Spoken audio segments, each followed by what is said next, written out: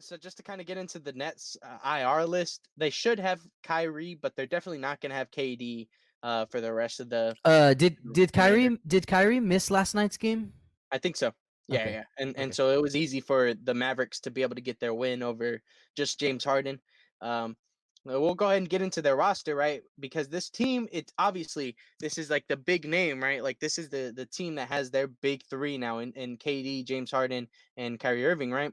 Mhm. But um after that, like that's the one thing that everybody notes is that they just don't have the depth, you know?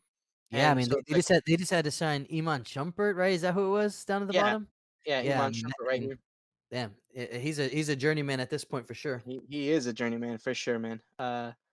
And then obviously like they have Andre Roberson, and Landry Shamet that they had traded for. I'm trying to remember what they gave the Clippers.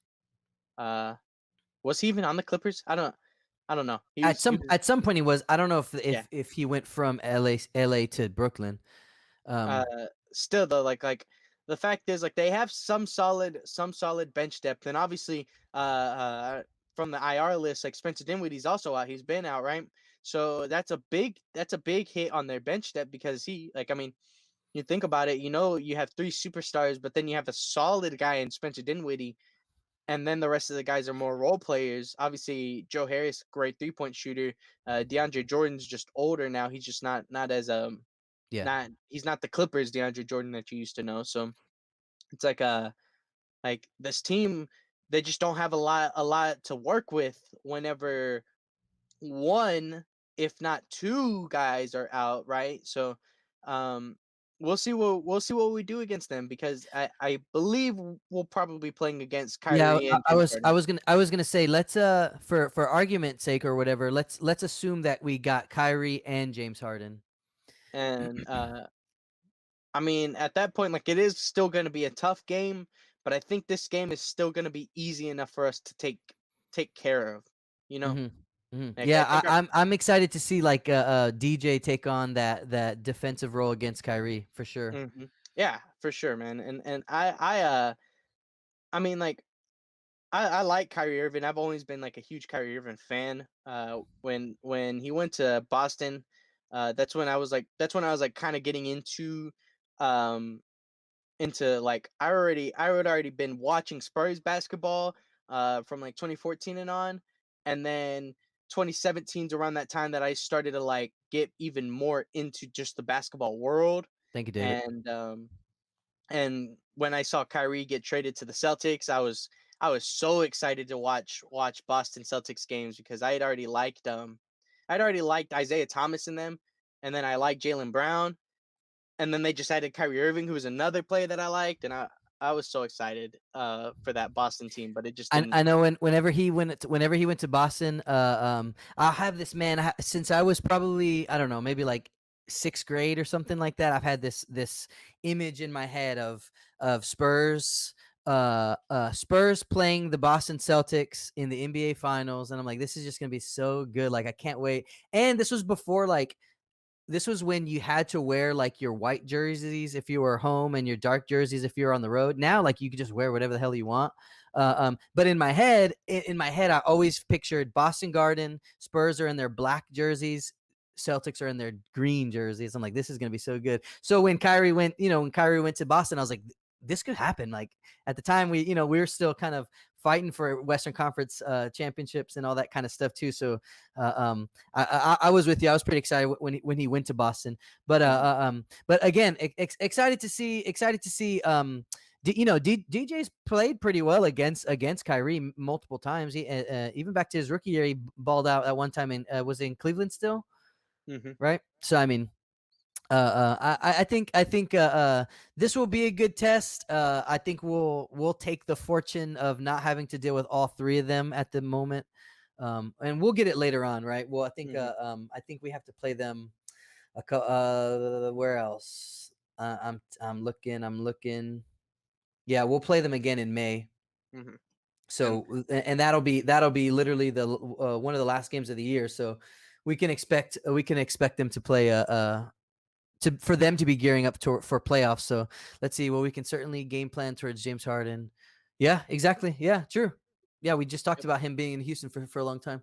Yeah, and so I mean, like, I'm excited to see what this game's gonna be. Obviously, like I hadn't watched too many Nets games just because I already had that idea that I already knew the kind of idea of just like, all right, well, they're big three, but this is definitely a big three that like the difference between like the big three that was made in Miami and the big three that was made um or like just like the super team that was made in like Golden State was like that stuff happened in the off season, and they were able to kind of build around it because they knew what kind of pieces they just needed to add to it, right? Whereas like this team was made in the regular season, and so Yeah. they don't have that they don't have the luxuries of being like, oh, they have three superstars, I'm gonna go over there. Like they don't have those guys that are just wanting to go get a chip like that, right? Yeah, it's gotta be like Uh, it's gotta be the guys who have that mindset, but that are on, like, the other markets versus the like you said, when the pool's bigger.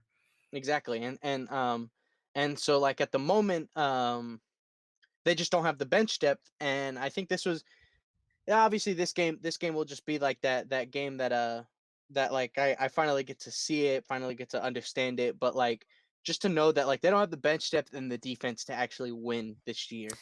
That's Now, how I yeah, feel. yes, I would agree with you, but at the same time, like talking about us playing them, how many times have we played a shorthanded team? We're like, hey, well, we should have the depth to compete and win, and then like sometimes a lot of times we've had a good year. I'm not complaining, but we've definitely had games this year where we've said that to each other, and then we just come out and maybe the execution isn't there, or maybe it's a winnable game and we do a couple things that just go the wrong way. And so Hmm. I'm not trying to see that against a team like this. Like we have to stack wins, you know what I mean? And Yeah, we do. we have to stack wins against the teams. This is a potential loss, and so I don't want to take it. You know what I'm saying? Yeah, I definitely agree with that. And I mean if like our brother had said that like we can definitely plan towards James Harden, but he's still James Harden at the end of the day. He's still one of the greatest offensive scorers in the Yeah, history of the NBA. So it's like uh I mean, like, I'm excited to see what we can do. Obviously, like my quote unquote hate for James Harden has died down just because he's not in Houston, but I still just don't like the way that he is his play style is, I guess. I mean, he's obviously now that he's with two other superstars, like he's definitely died down his ISO ball type of mindset that he had in Houston. But I was always a big advocate of like just whatever play style that him and Houston were working with, they would never win a ring. And clearly yeah, I yeah, was right, so it was like um we'll see if obviously I think this year, particularly for the Brooklyn Nets, I think this year isn't exactly their even though they want to win a championship, obviously they're gonna want to win a championship every year. I just don't think this year particularly is their year for them to like try and yeah. take advantage of it right away. The strongest punch you're gonna get from a team with Kevin and James and Kyrie will come, like, yeah, like you said, like next year or the year after, when they have some time to retool a little bit. I would agree. I'm not gonna lie though, like it's not like I don't like Kevin Durant, but obviously when he goes to Golden State, it kind of sours. Like his rings don't really mean that much to me, and maybe I'm bitter Mhm. because the Spurs got beat by the Warriors a couple times Because during of that. Zaza Pachulia. Yeah, right. So, but like the Golden State rings, the Kevin Durant Golden State rings don't mean much to me. Right. Um, and then I'm right there with you, like James Harden being in our division for so long, playing what I would always call honorless basketball. Just not my cup of tea. So when, and I feel kind of bad because I like Kyrie Irving, but like as soon as it was like Kevin Durant and Kyrie Irving, and then as soon as James Harden goes over there, it's like, all right, I don't really want to watch the Nets play basketball anymore. Like Mhm. I know it's I know it's exciting to a lot of people. I know it's exciting to a lot of people, but like to me, it's like I don't care. Like Yeah. when I hear oh my God, James Harden is finally changing his play style, and then you hear like the quotes like, well, yeah, it's easy when it's just a lot easier, and it's like, yeah, no shit, it's easy to pass the ball to Kevin Durant. Like, okay, like Yeah. Yeah. especially like like it's like when Who was it? You know, it's like when you get those superstar. It's like what you were saying. It's like when you get those superstar players, and now all of a sudden, all of the good role players all want to go play on over there, and it's like, yeah, no crap. It's easy to play with the best players in the world. So like, I don't know. It doesn't excite me to watch all three of them on the court at the same time. You know, Yeah, which is I why definitely I'm actually glad. Not glad that they're injured, but I'm glad that we're going to be seeing only two of them potentially, mhm, just because just it's just a more that's just it's just more I don't yeah, know, I don't want to say it's more fair, because fair is whatever, they can be on the same team if they want. mhm. It's just not as exciting to me personally. And for sure, I definitely agree with you on that because, like, I mean, uh, I grew up watching basketball when it went from Miami basketball with LeBron, D Wade, and Chris Bosh to that like couple years where it was finally no super team to super duper team in KD, Steph, Clay, and Draymond. So all right, now we have a year of no big threes, and it's all just two superstars on a team together. We're finally gonna have like personally, like I at that point in being a Spurs fan, it was just like, oh, we don't have Kawhi anymore, and it's like that sucks. You know, like we're still trying to figure out what we wanted to do moving forward. Um, but in terms of just the rest of the league, it was like, oh my god, I'm so excited! I can't wait to see uh, all these guys be competing. And Yeah. then COVID happens, and now we didn't, we didn't like. I honestly feel like we didn't get to really see like the full potential of like what that year could have brought us Yeah, I would agree, I would just agree. because COVID stopped everybody from being able to do their thing. Um I don't think Houston would have been able to win, but like Russ got COVID and you could tell that like his play took a huge dip after he came back from the into the bubble. And so it was like, oh, well that's just one of the many teams that's like, all right, now you don't really got that chance anymore, you know what I mean? Yeah. Uh Yeah, and it's crazy because, like, okay, that's everybody's talking about the Battle of LA or whatever, and then even that doesn't happen, right? So I yeah. think that's like where my point comes. Is like we had a team with AD and LeBron, and then the other team was like Kawhi and Paul George, and yeah, I was exactly the same way as you, which is like not really, if I would not talking about the Spurs, but talking about like the majority of the rest of the league. You're like, let's freaking go! It's gonna be so Mhm. exciting to watch all of these teams. And thing, even in that like setup, a team like the Clippers didn't make it all the way. So that's why, like, when I see like Kevin Durant and James Harden and Kyrie, it's like, man, like we could have had James Harden and we could have had like Kevin Durant and Kyrie on one team. James Harden goes to some other Eastern Conference team with some other Imagine superstar. if somehow like Miami traded for James Harden, like I don't know what kind of pieces they would have been able to give up, uh, but like still like imagine if it became James Harden and Jimmy Butler, you know what I mean? Yeah. And then you still have Giannis, and especially this year where you have Giannis and Chris Middleton slash Drew Holiday, so that's like kind of like that 1-2, right?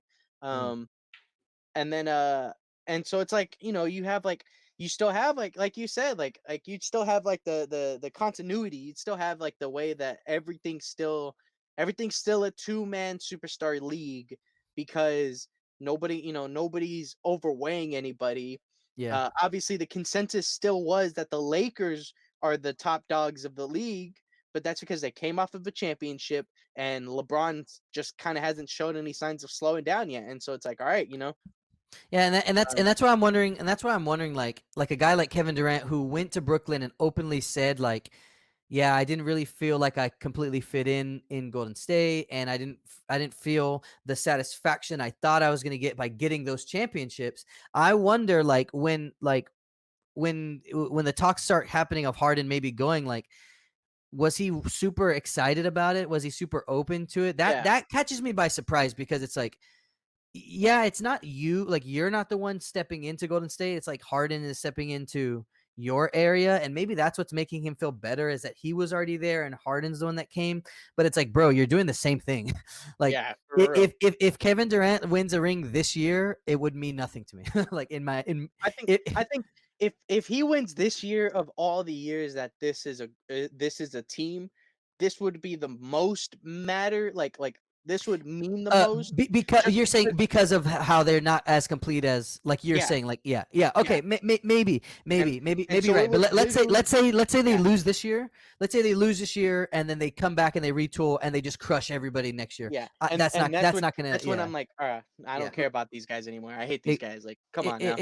exactly. So I mean, like I'm with you. Like I watched a couple Nets games at the beginning of the year just to kind of see, but I've kind of fallen off from them a little bit. The Hmm. excitement has definitely worn off. So all right, Especially let's because this is like, I'm a huge D'Angelo Russell fan, and the fact that like it was his best year has been the one year that he was in Brooklyn, and it was like, man, they threw it all, like, not necessarily they threw it all away, because like I've said before, um, when you have the decision between D'Angelo Russell and a bunch of young scrappy players compared to Kevin Durant and Kyrie Irving, Yeah, I you're mean, gonna choose it Kevin Durant just and Kyrie Irving. it just But it's obvious teams look a certain way when they're like when hmm, they're building and when they're developing and when they're this versus when they're loaded with stars. Like the teams just look different, you know what I mean? hmm, And to the NBA casual fan, they probably love the stars, and that's okay. I'm not trying to yep. hate on anybody. That's just it's just not my cup of tea, I guess. So anyways, Jake, let's